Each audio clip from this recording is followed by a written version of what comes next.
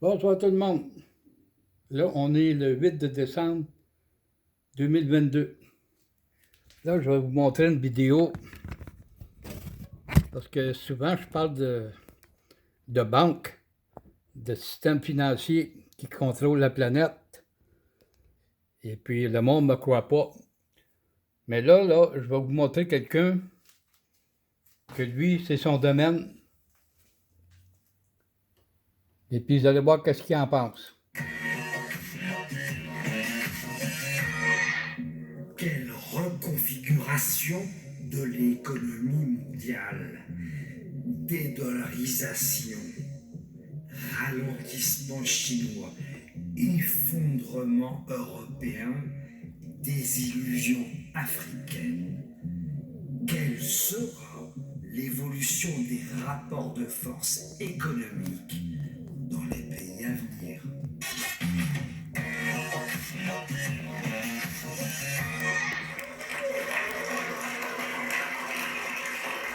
Alors ça y est, vous allez pouvoir vous lâcher, les sociétaires, vous avez le droit maintenant d'intervenir.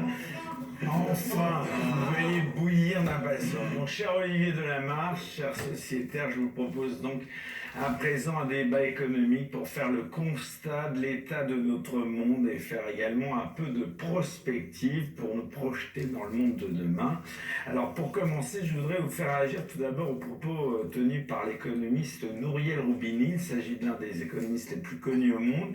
Et il est aussi célèbre pour son pessimisme. Il fut l'un des rares, avec notre ami Pierre Jovanovic, ici sur TVN, notamment, à prédire la crise de 2008. Il y a quelques jours, dans la revue Les Crises, il a déclaré, je cite, « La guerre économique mondiale a déjà commencé ».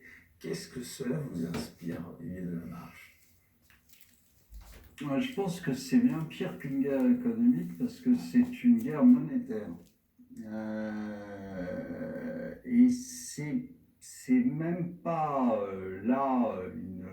On est au bord d'un effondrement économique généralisé, d'après vous? Je pense qu'on est, on est à un changement de modèle. On n'est pas à une crise, si vous voulez. La crise, le principe de la crise, c'est que une fois qu'elle est terminée, vous revenez à l'état initial. Là, ça m'étonnerait qu'on revienne à l'état initial. Donc, je pense qu'on va changer un petit peu de paradigme et que en fait, cette crise est une vraie crise monétaire, c'est-à-dire que vous avez aujourd'hui les États-Unis qui sont en train de perdre leur leadership et qui, comme ils n'ont pas du tout envie de le perdre, essaient d'abord de couler l'Europe et l'euro, parce que ça fait un concurrent. Et comment vous expliquez qu'ils perdent leur leadership? Parce que tout simplement, vous avez une société qui, bien que très dynamique économiquement, etc., à un moment a tout misé parce qu'il y avait un ralentissement qui était dû à plein de facteurs, la démographie, etc., qui a tout misé sur la dette. En fait, la dette, c'est un vrai poison.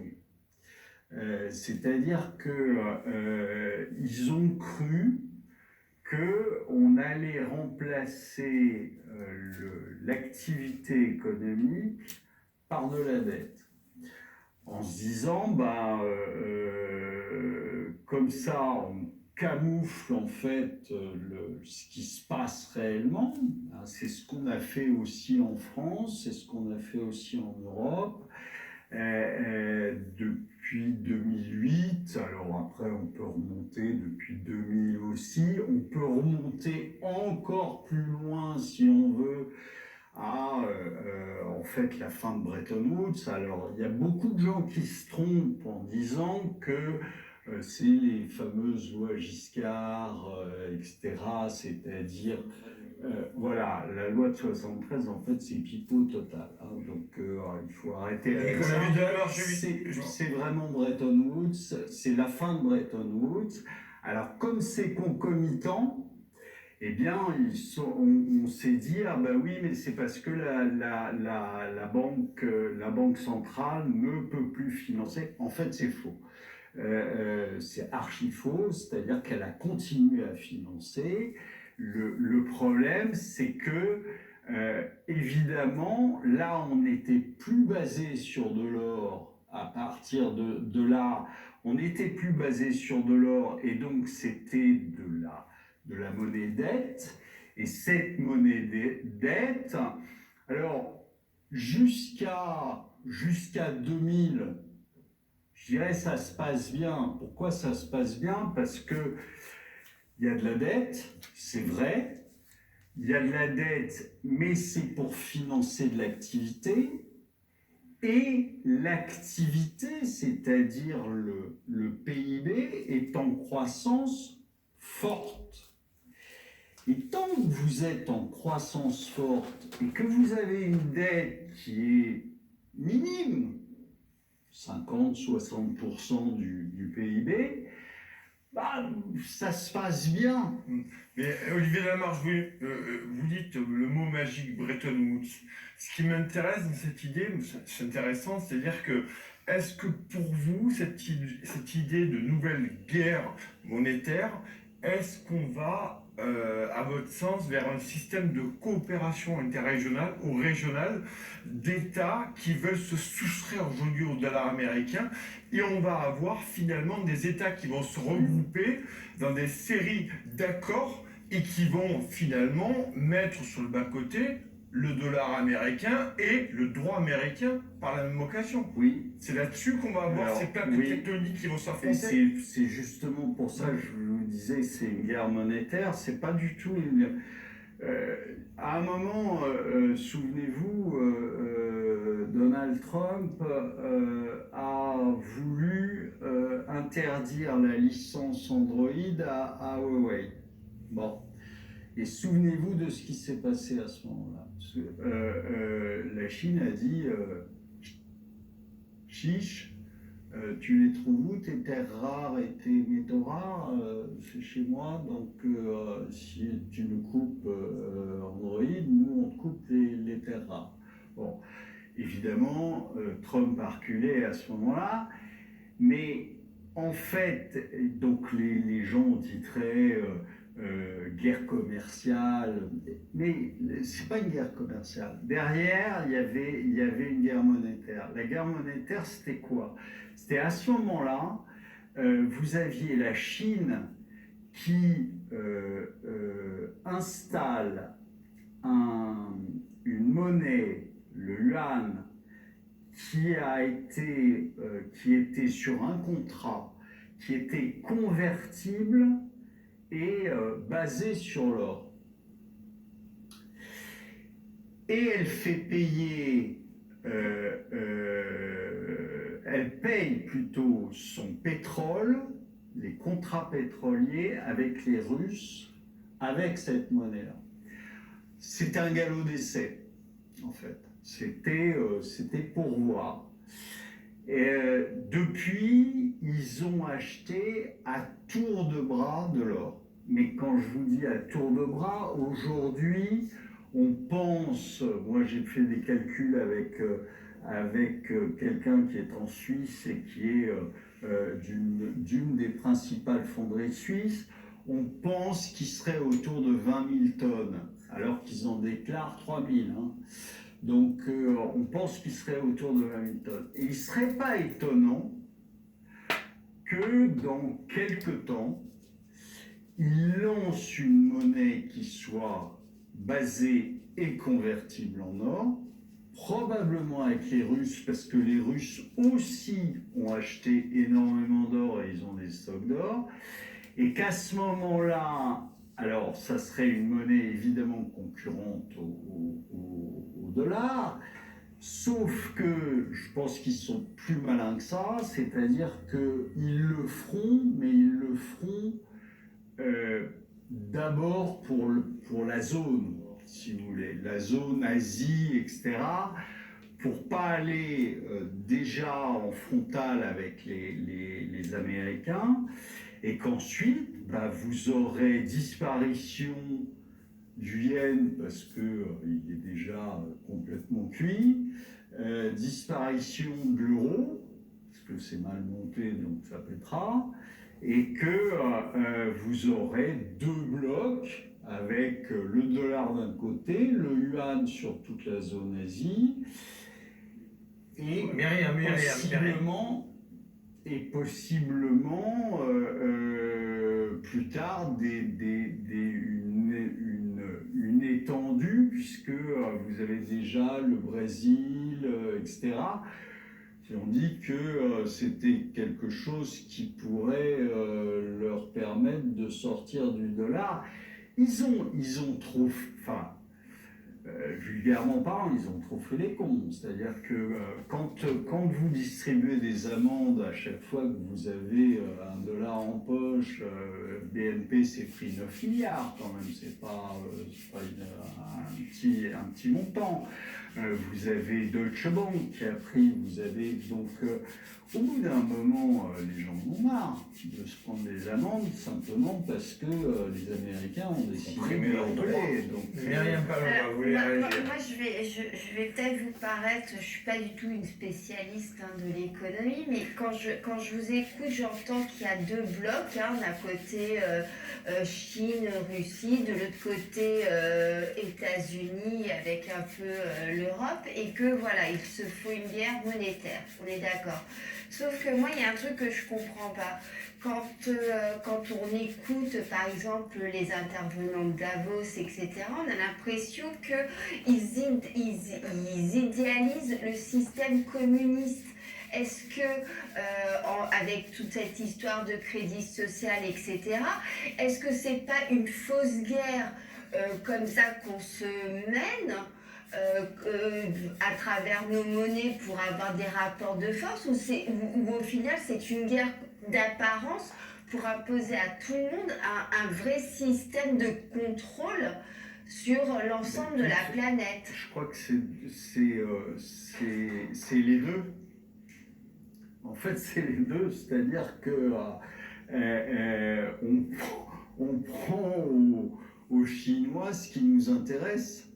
C'est-à-dire que vous avez aujourd'hui, si vous regardez bien, vous avez aujourd'hui des gens qui sont d'une incompétence rare, mais partout, pas simplement en France. Donc ces gens-là, vous mettez Bruno Le Maire dans une société privée, il tient 3 jours. D'accord? Il est viré au bout de 3 jours. C'est la fête à Bruno Le Maire, c'est ça. Non, mais il y en a d'autres. Je vais pas tout citer, mais donc ça veut dire quoi? Ça veut dire tout simplement que ces gens-là, maintenant, ils n'ont plus le choix. C'est soit ils se font couper la tête, soit ils essaient de mener à une dictature sans le dire. Et en fait, c'est ce qu'ils sont en train de faire. Donc, vous avez pas à pas, là, on a eu un test avec le Covid qui était quand même assez génial. Est-ce que vous pensiez, il y a 10 ans, je vous aurais dit, vous allez rester chez vous, vous allez vous auto-signer un papier pour pouvoir sortir. La mairie, on a perdu son job. Et vous ne serez pas. Et vous ne pourrez pas aller à plus de 200 mètres de chez vous, mais vous m'auriez rayonné, vous m'auriez Ah non, mais ça va pas. Eh ben oui, mais sauf que c'est arrivé. Et donc, et on va là-dessus. Alors, moi, je vous annonce les prochaines étapes. C'est, Madame Lagarde l'a dit, elle veut faire un euro numérique. Alors, elle ne s'était pas aperçue qu'il était déjà numérique. Dans une banque, elle pensait qu'il y avait des tas de billets, mais non, en fait, c'est déjà numérique. En fait, ce qu'elle veut dire, c'est qu'elle va mettre la blockchain là-dessus. Bon, pourquoi la blockchain là-dessus? Parce que c'est super pratique. Je vais vous expliquer pourquoi. On rappelle un peu pour les gens qui nous écoutent ce que c'est que la blockchain, parce que c'est après je vais en reparler. En fait, j'avais écrit un papier il y a déjà 2-3 ans en disant la première phase, c'est la japonisation des banques centrales, donc elles vont toutes faire la même chose, elles vont toutes se japoniser, c'est-à-dire elles vont toutes faire tourner la planche à billets et faire des quantitative easing, c'est ce qu'elles ont fait. Ensuite, j'avais dit il va y avoir une soviétisation de l'économie. Et ensuite, on va arriver à la libanisation de l'économie.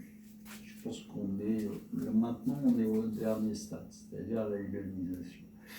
La soviétisation de l'économie, c'est quoi? En fait, on a endetté tout le monde à la faveur du Covid. Hein, les prêts garantis par l'État, etc. Bon. C'est-à-dire qu'en fait, on a remplacé ce qui, pour un entrepreneur, est lunaire. On a remplacé de l'activité par de la dette. Vous perdez 50% de votre activité parce qu'on vous ferme, et ben on va vous endetter à hauteur de 50% de votre chiffre d'affaires. Comme ça, vous remplacez de l'activité par de la dette. Le problème, c'est quand il faut rembourser. Et là, aujourd'hui, le problème... Là, vous parlez du PGE, hein, Olivier Delamarche. Oui, d'accord. Là, aujourd'hui, ce qui va se passer, c'est que vous allez être obligé de rembourser, alors que votre chiffre d'affaires se casse la gueule parce qu'on est en récession, et qu'en plus, vos coûts explosent. Ça va être compliqué. Ça va être très compliqué. Ça veut dire que vous allez vous faire racheter soit par un très gros, soit en fait, vous appartenez à qui? Vous appartenez à celui qui vous a prêté. Qui vous a prêté?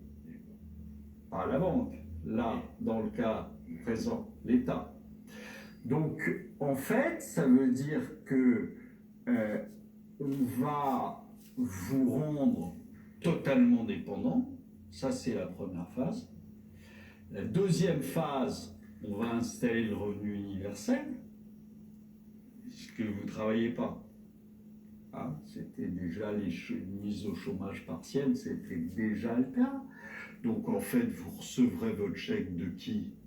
De l'État. D'accord? Ou de la Banque centrale. OK? Qui va vous donner des petits euros à dépenser. Pour la consommation. Voilà, pour la consommation. Et là, je ne sais pas si ça vous a échappé ou pas, mais il y a 2 semaines, c'est sorti. Les Chinois ont sorti une monnaie avec une date de péremption. C'est ça. C'est-à-dire que vous êtes obligé de le dépenser, vous ne pouvez pas l'épargner, parce que si vous l'épargnez plus de temps, de mois, ça tombe à zéro. Mais justement, notre modèle, économique et notre façon de fonctionner se calque sur celui de la Chine. Bah oui, non, mais parce que c'est génial. Je ne sais pas si vous vous souvenez, mais pendant le Covid, vous aviez nombre d'économistes pas de plateau, mais d'économistes de cours, on va dire. Il y avait nombre d'économistes de cours et nombre de politiques qui vous disaient, et puis j'ai vu d'ailleurs une des LREM, une ministre, je ne sais plus laquelle, j'oublie leur nom tellement ils sont nuls. Agnès Pannier-Runacher au hasard. C'est ce que j'allais dire. Non, c'est Non, pas pas elle. C'est pas elle. Vous allez préférer avoir du boulot que de l'épargne. C'est ça qu'elle avait dit. Pareil, dans le même genre. Qui a dit, mais il faut que les Français comprennent qu'il faut dépenser, il ne faut pas épargner. Eh bien, c'est la même chose, c'est-à-dire que là, ils ont un instrument magique, c'est-à-dire que soit vous dépensez, soit ça tombe à zéro. Ah, mais Olivier, Donc, c'est Mais est-ce que tout ce qui se passe là actuellement et ce qui va arriver, est-ce que c'est parce que les gens qui nous gouvernent sont des tocards et des nuls, ou est-ce que c'est un plan qu'il y a derrière des gens qui ont cogité quelque chose pour qu'on arrive vers ça? L'État profond. Voilà, l'État profond. Il y a une grande guerre entre ces deux clans, on va dire. Attention, tu vas être complotiste là. Je suis complotiste à fond là aujourd'hui. C'est Non, mais est-ce qu'il y a des gens qui ont théorisé, c'est les deux, c'est-à-dire qu'on a mis des incompétents parce que s'ils se mettent à réfléchir, Et c'est qui on a mis ils vont- Oh, vous avez non, mais vous avez des gens qu'on connaît, ils s'en sont vantés d'ailleurs d'avoir mis Macron là où il était. Vous avez quelques personnes comme Xavier Niel, Bernard Arnault, etc., avec comme courroie de transmission un Jacques Attali, un Alain Minc, qui étaient là pour faire le recrutement, quoi. Donc oui, vous avez des gens qui poussent leurs pions pour avoir quelqu'un qui va leur obéir. Et puis vous avez, alors en plus, si vous voulez, vous avez, en tout cas en Europe, hein, il faut savoir que on n'a absolument aucun pouvoir. Aujourd'hui, c'est la Commission européenne qui décide. Nous, on est là pour appliquer et on a une marge de manœuvre qui est très très faible. Donc c'est pour ça que quand vous entendez certains partis politiques qui vous disent « Ah ben non, on va rester dans l'Europe, mais on va les faire changer », c'est une blague.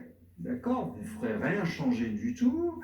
On l'a vu d'ailleurs il n'y a pas très longtemps. Alors soit elle est très très fine et ça va changer, mais Mélanie, qui vous assurait qu'elle allait renverser les tables, elle n'a rien renversé du tout. Mais monsieur Delamarche, le parti du Frexit, ça marche, ça ne fonctionne pas. Les gens ne veulent pas voter pour les